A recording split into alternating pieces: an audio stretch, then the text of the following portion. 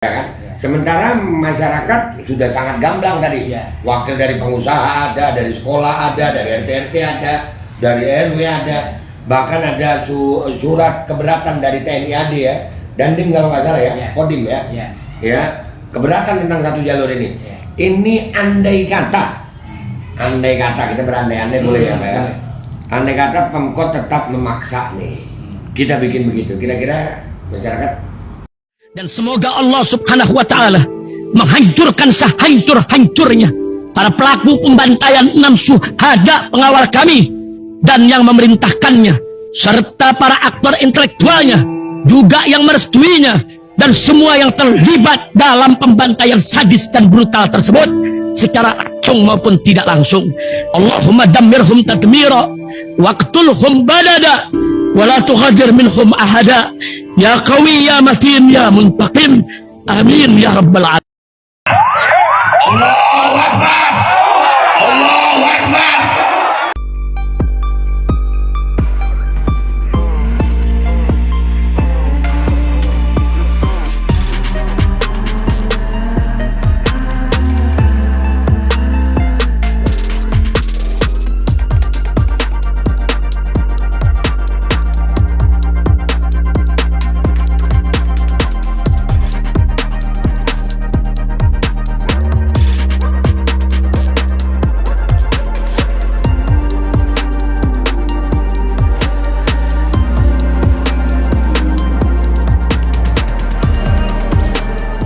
Assalamualaikum warahmatullahi wabarakatuh guys, welcome back, selamat datang lagi di channel Bapak Ando bersama gue Bapak Ando, YouTuber rakyat biasa yang tetap selalu terpakai sehat ngopinya ntar. Gue hari ini diundang ikut rapat dengar pendapat ya antara Disub Kota Malang dan perwakilan dari Pemkot Kota Malang dan beberapa warga di daerah Jalan Kahuripan ya kalau nggak salah, Jalan Kahuripan, dan juga ada beberapa dinas terkait ya, termasuk PU, ada dari kepolisian, ada dari TNI AD, Kodim. Ini untuk membahas tentang wacana perubahan satu jalur di Jalan Kahuripan ini. Nah, gimana hasil rapatnya? Langsung aja nanti gua ngikutin. Tapi kan gua nggak berani ngambil gambar tuh. Nanti setelah selesai ada kesimpulannya, kita dengar sama-sama dan kita simpulkan. Yang pasti, alhamdulillah Bapak Aldo di Malang dapat sambutan baik dari warga Malang. Sampai kita diundang juga di acara ini untuk ikut bersama rakyat Malang. Bapak Aldo selalu bersama rakyat, karena gue YouTuber rakyat biasa. Udah langsung. Alhamdulillah gue udah dengan salah satu Pak RW yang terdampak, wilayahnya terdampak, warganya terdampak apabila di Jalan Kahuripan ini ada wacana dari Jalan Semeru sampai Kahuripan ya. Itu apabila ada wacana dari Pemkot Kota Malang untuk dijadikan satu jalur. Ya, tadi kita udah rapat. Kebetulan gua datang telat tadi rapatnya, jadi nggak bisa ngambil dari awal. Tapi ini hasilnya. Pak RW, kenapa sih Pak kok warga ini tidak mau ini jalan dijadikan satu jalur? Alasannya apa aja tuh Pak? Ya, kita jawab satu pertanyaan dari kenapa warga di sini tidak bisa menerima dengan satu arah ya, karena satu, pada saat sosialisasi dengan adanya satu arah itu masyarakat tidak mendapatkan kejelasan dari dinas terkait ya.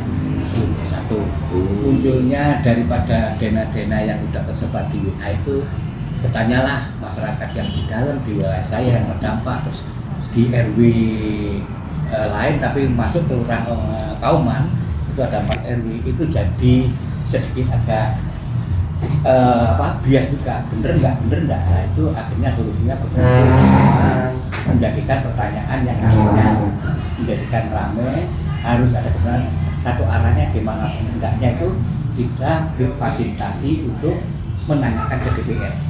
Setelah kita difasilitasi sama DPR untuk bertemu dengan Disub, ada solusi yang istilahnya menjelaskan dari arah tujuan daripada dibuatnya satu arah yang sudah ditata menurut aturan tahun 2019 itu. Jadi mau tidak mau harus dilaksanakan menurut dari Bapak Disub ya. Jadi itu pun di depan DPR, dan DPR sendiri menyetujui ya memang harus disosialisasi 1 atau 2 atau setidaknya paling lama 1 bulan. Dari situ nanti harus ada evaluasi. Dan itu pun hampir semuanya datang dari pengusaha yang ada di Kaitangan dan RW-RW yang terdampak di Kauman. Semua mengeluh karena untuk menyampaikan ke warga yang terdampak di dalam itu, jika itu benar memang satu arah, masyarakat bisa terima dan tidaknya itu karena belum tahunya manfaat daripada nanti jalur satu arah itu. Rasa ketakutannya itu memang ada. Itu yang kita selama ini tidak terima. Iya, ini mungkin perlu kita ketahui juga. Ini kan kalau memang biasa kelihatan kalau di pinggir jalan gedung-gedung besar itu di dalam warga ada berapa banyak itu di 2 kelurahan yang terdampak itu. Jadi kalau di warga kita itu ya ada 1 RW itu ada 8 RT sekitar 450-an. Terus yang di Kayu Tangan itu depan kita masuknya itu dari Kayu Tangan yang masuk juga RT itu ada juga 4 RW. Yang totalnya itu saya kurang tahu ya dengan jumlah segitu besar ya itu yang akhirnya merasa terdampak karena buat satu arah itu juga akan mempersulit bagi banyaknya warga-warga yang komentar, waduh nanti tambah sulit saya keluar masuk dari rumah mau balik lagi ke rumah kok harus muter lagi ya dengan waktu yang relatif. Apakah dengan diputar yang jauh itu tidak menemukan kemacetan, menghambat saya punya usaha? Nah itu yang disampaikan ke warga, ke RW, ya termasuk saya mau fasilitasi menyampaikan dari warga itu tidak usah harus warga itu berbondong-bondong kayak demo ya, mending saya aja perwakilan dari saya nyampaikan itu atas misalkan masa RW semuanya tidak setuju RW-nya nggak setuju, toh RW-nya juga mengikuti apa kata daripada warganya. Penyampaian itu sudah sampai ke DPR, bahkan sampai difasilitasi lagi dari Disub bertemu dengan tingkat kelurahan dan camat sudah memfasilitasi, termasuk pengusaha juga hadir dan bercerita semua dampaknya kalau ekonomi gimana, dampaknya sosialnya gimana, sudah tersampaikan semua. Nah hasil itu evaluasi kemarin dari Disub itu apakah dibawa rapat secara dilakukan seksama atau tidak, kita tidak pernah informasi lagi. Yang penting dari masyarakat keluhan itu sudah diterima dari Pak Wijaya sebagai Disub. Ya guys, asal kalian tahu ya, adanya pertemuan hari ini masyarakat, pengusaha, tadi ada dari pihak kepolisian, ada dari pihak TNI AD, ada wakil dari sekolah karena ada wilayah sekolah juga di sini ya Pak. Ya. Ada berapa sekolah? Ada sekolah Katolik, Katolik sama Negeri 8. Iya Negeri 8 yang menyatakan bahwasanya orang tua keberatan ini kalau harus dijadikan satu arah gitu, karena mereka nganter anak harus muter, ya kadang ya. Tadi malam itu terjadi gesekan antara petugas ya Pak KPU dengan warga setempat, karena tiba-tiba mau tanpa sosialisasi mau membongkar meridian, dan itu jadi rame. Nah, sementara keadaan Kota Malang ini kita lagi jaga untuk kondisivitasnya, betul ya Pak ya? Betul. Oke, ini singkat aja Pak. Tadi kan saya juga hadir rapat nih. Ya, kalau ngelihat Kadisub, Kadisub ini kan perwakilan dari Pemkot nih. Beliau perwakilannya. Mereka ngotot nih kayaknya dengan kata-kata kita coba gitu. Ya kan? Sementara masyarakat sudah sangat gamblang tadi. Wakil dari pengusaha ada, dari sekolah ada, dari RT ada, dari RW ada, bahkan ada surat keberatan dari TNI AD ya, Dandim kalau nggak salah ya, Kodim ya. Ya, keberatan tentang satu jalur ini. Ini andai kata kita berandai-andai boleh ya Pak ya. Andai kata Pemkot tetap memaksa nih, kita bikin begitu. Kira-kira masyarakat yang kita takutkan semuanya itu kembali lagi kepada masyarakatnya. Bagi yang hadir di sini mewakili atau bahkan pengusahanya sendiri atau warganya sudah diwakili ada RW dan RT. Tidak nanti mungkin disampaikannya dengan adanya tetap akan melakukan dengan programnya pemerintah daerah itu ya, karena dari kepala desa sendiri kan punya pimpinan wali kota. Maka dia nggak mungkin melawan seorang pimpinan ya. Dalam tanda kutip kejepit Pak Kadisub ya. Jadi istilahnya dia mau nggak mau harus melaksanakan perintah atasannya. Itu pun berlaku di mana di TNI Polri juga berlaku ya. Tetap gimana supaya itu berhasil. Dan makanya terus terpaksa itu menjadikan program harus dicoba.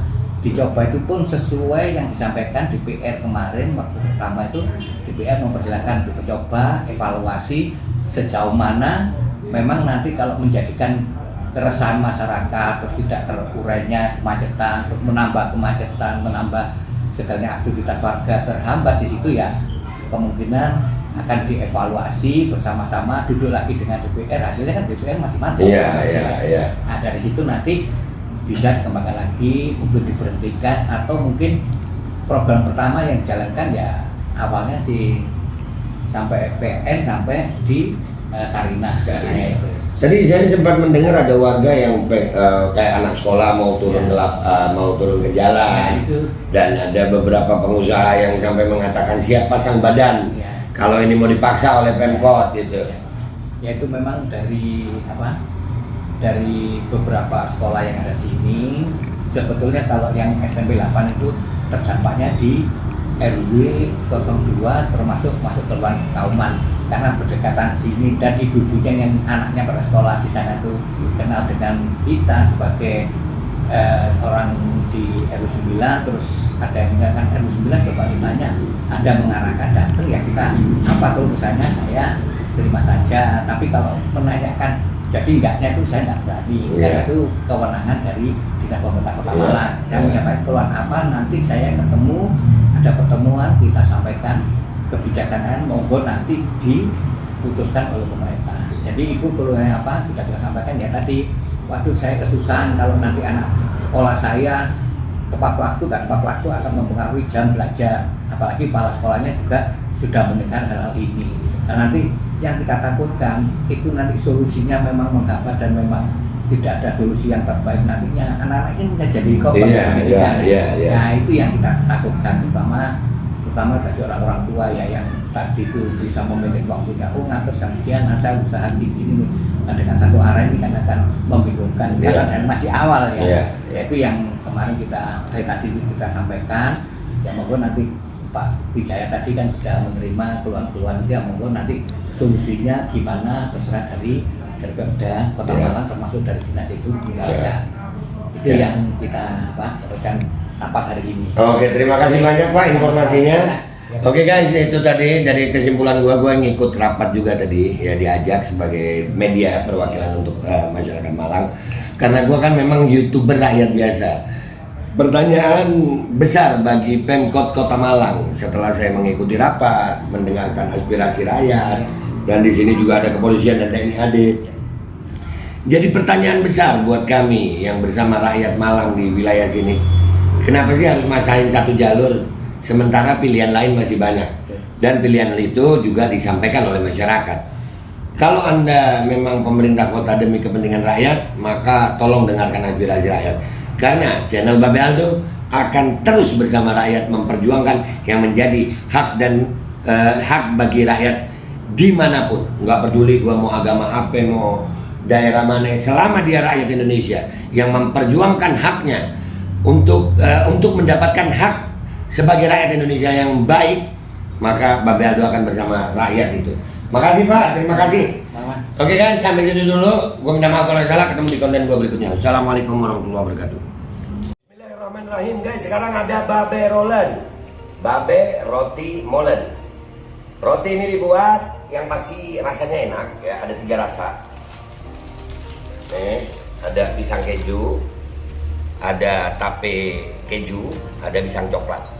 Ini dibuat tanpa bahan pengawet dan melayani pesanan-pesanan kalian yang seputaran Jabodetabek, bisa buat nemenin ngopi, buat acara-acara boleh. Dan ini karena gue paling suka pisang keju, ini gue dulu yang nyoba nih.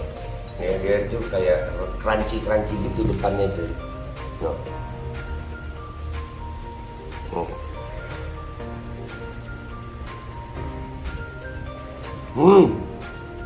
Oh tahu, kerannya di depan nih, terus di dalamnya empuk. Ya Allah.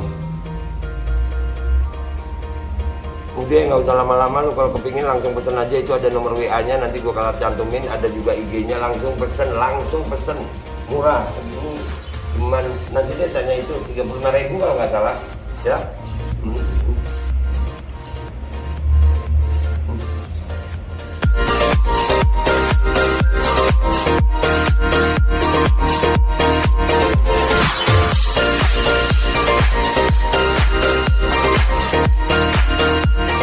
Dan semoga Allah subhanahu wa ta'ala menghancurkan sehancur-hancurnya para pelaku pembantaian 6 syuhada pengawal kami dan yang memerintahkannya, serta para aktor intelektualnya juga yang merestuinya, dan semua yang terlibat dalam pembantaian sadis dan brutal tersebut secara langsung maupun tidak langsung.